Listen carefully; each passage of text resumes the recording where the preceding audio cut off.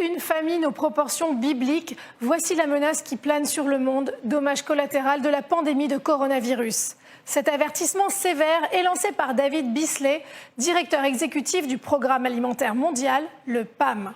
Selon lui, les dégâts économiques et la désorganisation due à la pandémie pourraient causer davantage de morts que le virus lui-même. En avril dernier déjà, ce représentant de l'ONU tirait la sonnette d'alarme. Comme le nouveau rapport mondial sur les crises alimentaires publié aujourd'hui le montre, 135 millions de personnes sont éprouvées par la faim, ou pire. Ceci veut dire que 135 millions de personnes arrivent au seuil de la famine. Mais maintenant, l'analyse du Programme alimentaire mondial montre qu'à cause du coronavirus, 130 millions de personnes supplémentaires pourraient elles aussi se retrouver au bord de la famine d'ici la fin 2020. Cela fait un total de 265 millions de personnes. David Beasley a encore réitéré son avertissement le 22 août dans une interview accordée à l'agence de presse russe TASS. Toutes les données que nous avons, y compris celles du Programme alimentaire mondial, indiquent que le nombre de personnes qui souffrent de malnutrition va augmenter de 80% d'ici à la fin de l'année. Les tensions sociales vont s'accroître, les migrations se multiplier, les conflits vont escalader et la faim sera à même d'affecter des gens qui ne l'avaient pas expérimenté jusqu'alors.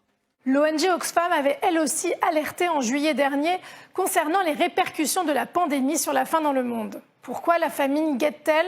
Parce que les restrictions de circulation perturbent l'approvisionnement et les circuits de distribution. L'accès aux denrées est bloqué.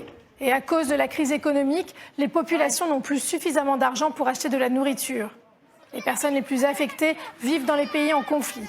On compte parmi elles les déplacés et les réfugiés. Le PAM estime que la proportion de personnes mal nourries pourrait augmenter de 269% en Amérique latine, de 135% en Asie centrale et du Sud et de 90% en Afrique du Sud. De nombreuses manifestations ont eu lieu, par exemple en Colombie, au Chili ou en Argentine, pour protester contre la menace de crise de la faim. Où la pandémie de la faim, selon l'expression de David Beasley, risque-t-elle de se développer ? Eh bien, la carte redessine celle des crises humanitaires et des conflits. Au Soudan du Sud, le Programme alimentaire mondial est des 5 millions de personnes. Il doit en compter 1,6 million supplémentaires. Au Bangladesh, 860 000 réfugiés Rohingyas dépendent de cette aide pour survivre. Au Yémen, le chiffre s'élève à 13 millions de personnes.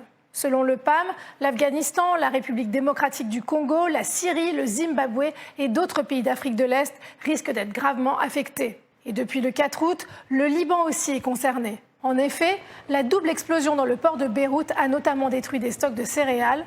Le port était aussi le point de transbordement de 60% de la nourriture des Libanais.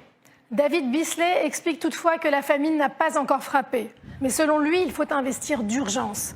Près de 5 milliards de dollars ces 6 prochains mois pour sauver la vie de millions de personnes dans 83 pays.